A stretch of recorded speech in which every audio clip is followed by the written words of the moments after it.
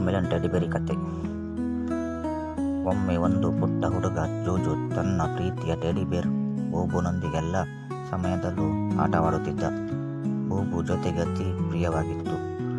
ದಿನವೂ ಮಲಗುವ ಮುನ್ನ ಬೂಬುಗೆ ಗುಡ್ ನೈಟ್ ಹೇಳದೆ ಜೂಜು ಮಲಗುವುದಿಲ್ಲ. ಒಂದು ದಿನ ಜೂಜು ಮತ್ತು ಅವನ ತಾಯಿ ಪಾರ್ಕ್ಗೆ ಹೋದರು.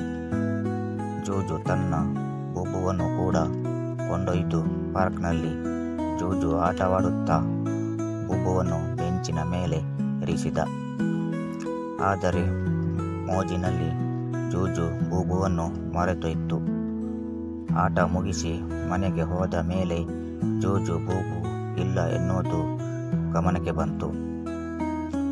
ಅವನಿಗೆ ತುಂಬ ಕಣ್ಣೀರು ಬಂತು. ತಾಯಿ ಅವನನ್ನು ಸಮಾಧಾನಪಡಿಸಿದರು ಮತ್ತು ಬೇರೆ ದಿನ ಪಾರ್ಕ್ಗೆ ಹೋಗೋಣ ಎಂದರು. ಮರುದಿನ ಜೂಜು ಪಾರ್ಕ್ಗೆ ಓಡಿ ಬಂದ. ಆತ ಬೆಂಚಿನ ಮೇಲೆ ನೋಡಿದಾಗ ಬೂಬು ಅಲ್ಲೇ ಇತ್ತು. ಆದರೆ ಅದರ ಹತ್ತಿರ ಒಂದು ಪುಟ್ಟ ಬೆಕ್ಕು ಕುಳಿತಿತ್ತು. ಬೆಕ್ಕು ಬೂಬುವನ್ನು ಜೋಪಾನವಾಗಿ ಕಾಯುತ್ತಾ ಹಗಲು ರಾತ್ರಿ ಇದ್ದಿತ್ತು. ಜೂಜು ಬೆಕ್ಕನ್ನು ಮುದ್ದಾಡಿದ. ಅವನು ಹೇಳಿದ, ನಾವು ಈ ಪುಟ್ಟ ಬೆಕ್ಕನ್ನು ಕೂಡ ನಮ್ಮ ಮನೆಗೆ ಕರೆದೊಯ್ಯೋಣ. ಇದು ನನ್ನ ಹೊಸ ಸ್ನೇಹಿತ. ಇಂದಿನಿಂದ ಜೂಜು, ಬೂಬು ಮತ್ತು ಬೆಕ್ಕು ಒಟ್ಟಿಗೆ ಬಹಳ ಚೆನ್ನಾಗಿ ಸಮಯ ಕಳೆದರು. ಜೂಜು ಬೆಕ್ಕಿಗೆ ಮೀಮಿ ಎಂಬ ಹೆಸರು ಇಟ್ಟ. ಮೀಮಿ ತುಂಬ ಚುರುಕು ಮುದ್ದಾದ ಬೆಕ್ಕಾಗಿತ್ತು. ಅದು ಬೂಬುವನ್ನು ಕೂಡ ತುಂಬ ಇಷ್ಟಪಟ್ಟಿತ್ತು.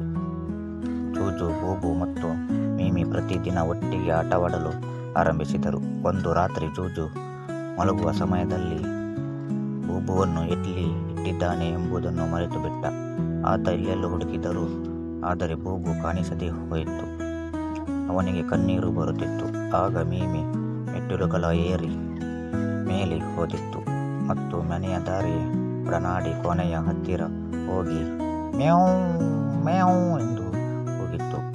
ಜೂಜು ಮೀಮಿ ಹಿಂಬಾಲಿಸಿದ. ಅಲ್ಲಿ ಮೇಜದ ಮೇಲೆ ಬೂಬು ಇರಲು ಕಂಡಿತ್ತು. ಮೀಮಿ, ನೀನು ನನಗೆ ಬೂಬುವನ್ನು ಹುಡುಕಿಕೊಟ್ಟೆ, ಧನ್ಯವಾದಗಳು ಎಂದು ಜೂಜು ಖುಷಿಯಿಂದ ಮೀಮಿಯನ್ನು ಮುದ್ದಾಡಿದ.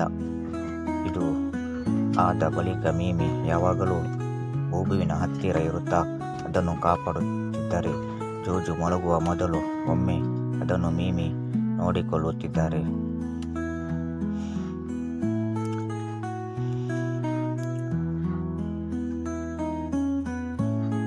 ನಿಜವಾದ ಸ್ನೇಹಿತರು ಯಾವಾಗಲೂ ಪರಸ್ಪರ ಸಹಾಯ ಮಾಡುತ್ತಾರೆ.